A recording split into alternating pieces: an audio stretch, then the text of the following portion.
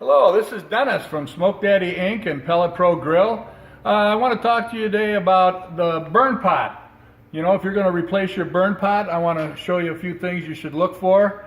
You just have to take out the 4 screws here and you turn it a little bit to the right or left, and it'll come out of there. Now, then you just need to loosen your hot rod, pull that out of there, and put it back in here thusly. We'll tighten her down, and we should be good to go. Now, another thing I want to talk about is sealing it up around here.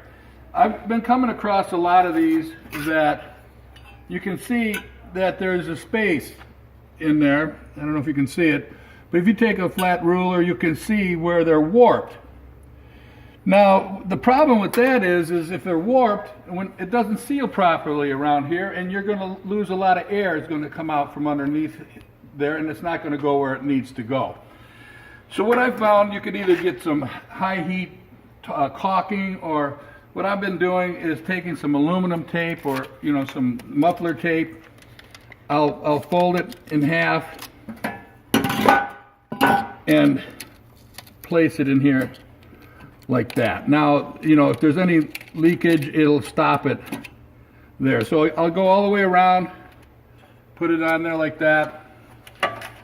We'll stick this back in there and tighten her down, and we should be good to go. So that's pretty basically what I like to do in order to ensure that you have a proper seal on that. So the other thing I'm going to show you for ash is, if you want to take your ash out real quick, we do have a little option here that fits right down in the burn pot like that. And if you want to clean out your ash, you'll pull out 95% of the ash after you're done. So thanks for looking.